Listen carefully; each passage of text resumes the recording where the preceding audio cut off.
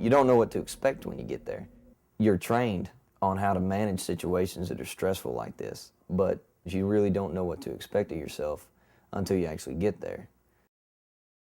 We got off the plane and at the Kuwaiti airport, and they immediately put us on buses and drove us like, I don't know how many miles out into the middle of nothing.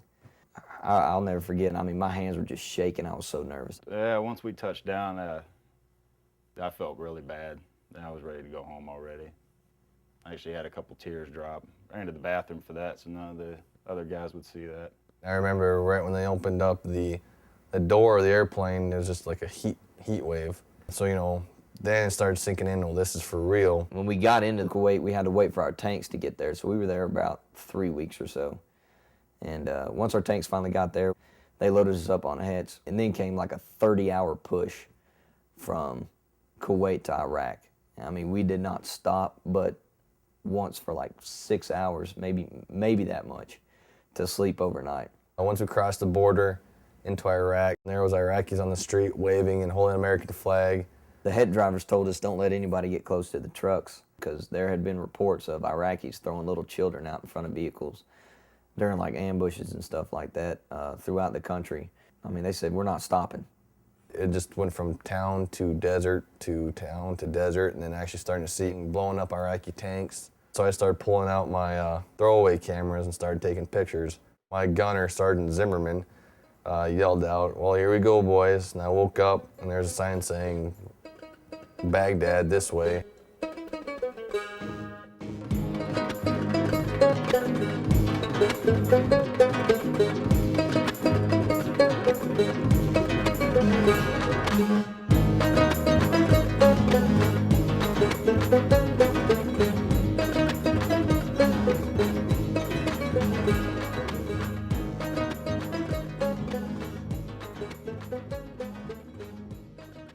Well, we finally get where we're going, which was the Cross Sabers parade ground.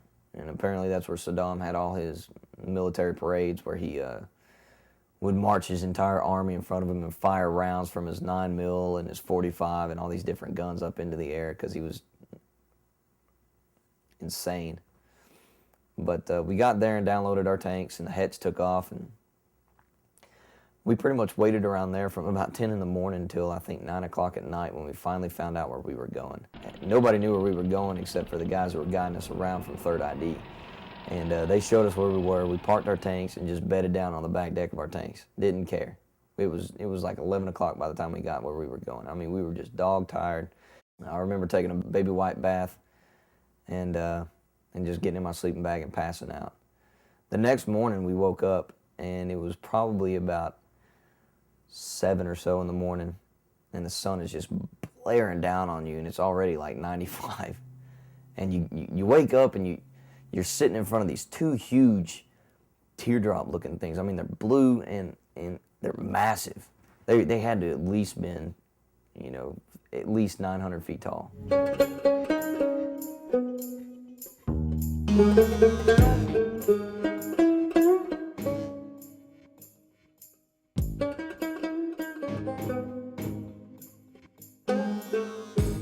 After a couple days, we got our own sector. It's called Sector 70, which was southeast of Baghdad. Every platoon looked forward to the week of patrols because we got to go out in Sector 70. We got to go out and do rolling traffic control points. We got to go out and arrest people. We got to go out and, you know, do what we were trained to do. Do what the Army called us to do. My platoon, 1st Platoon, we were one of the first patrols out into the city. Going through Sector 70 was always an adventure because you never knew what you were going to come across. And I mean, it was probably about 10 miles by 10 miles worth of road and villages and everything like that we had to go to, and they had different markets and all that kind of stuff. Sector 70 was like the highlight of our positions, our job, because we got to leave base and actually go into the community and actually do something. We helped rebuild a lot of schools. I think there were maybe 10 schools all in all that my company rebuilt while we were over there.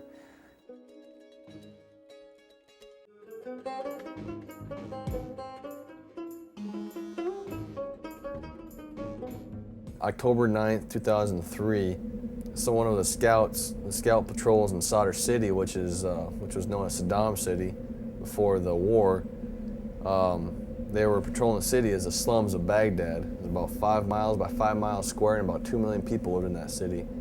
And they were ambushed.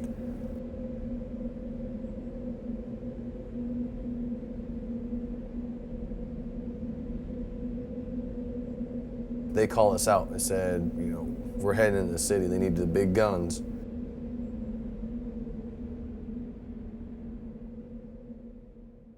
We started doing operations in Sadr City. It's a lot different because Sadr City was a lot more compact. The streets were narrow. The city itself was probably the grossest, nastiest thing I've ever seen in my life.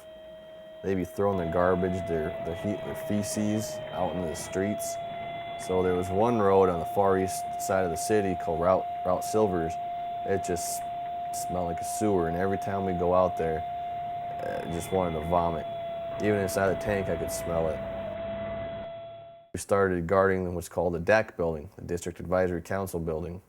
We hated doing it because we go out there for 12 hours and just sit while they had meetings going on within the building. We started guarding the building up on the rooftop with the new Iraqi army. We pretty much did that for months and months. This is probably the last DAC. We've had some good times here, and we've probably had some really sucky times here, but the most important thing is we're leaving this fucking place. 3 more days, 2-5's taking over, and we're glad they are, because we're sick of this fucking place.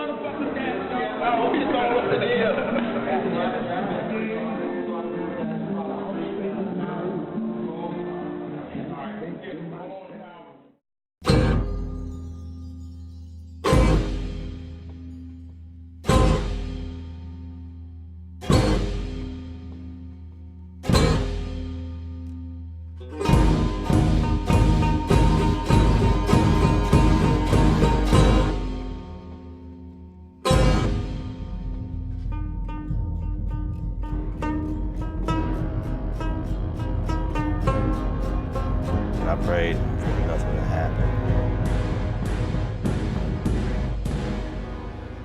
There's a lot of commotion on the radio, and I was listening in. There was soldiers screaming on the radio. I heard the words KIA. There was an infantry platoon from 1st Cavalry Division who had been ambushed in Sadr City. Lieutenant Dean, he called out QRF to head into the city. So him and his soldiers had mounted up. They were our quick reaction force at that time. Hopped in tanks real fast out of the camp. It was pretty intense because we knew that somebody was in danger, somebody had got ambushed. As soon as we got down to the main part of Sadr City, all these people with AK-47 shooting at us.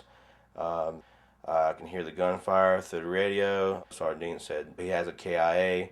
Say again, over. And Sergeant Dean said, I have a KIA on my tank.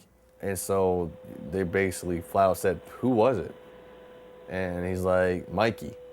And Mikey was nicknamed for Sergeant Mitchell.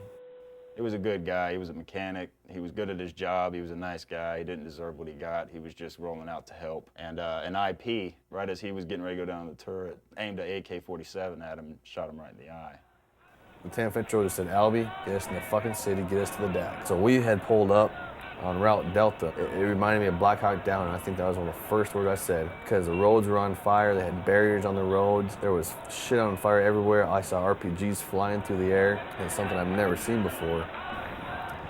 There was a barrier about 75 meters in front of my tank. There was a couple of Iraqi insurgents trying to light it on fire. And then I remember watching the guy run out, and then all of a sudden just drop to the ground. Just hear the coaxial just drop.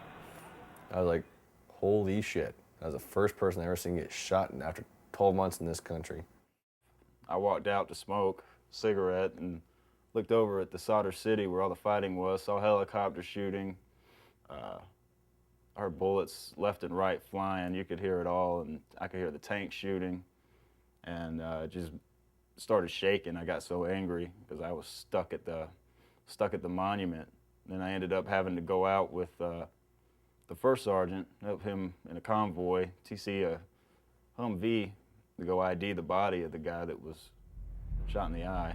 Luckily, I didn't have to go in and actually do that. I didn't want to. We went and tried to help out with Mike Mitchell's body. We went to take him to the medic station area. We were taking him out of the vehicle. He was covered, so I didn't see his actual body, but we saw the blood and the mess from that.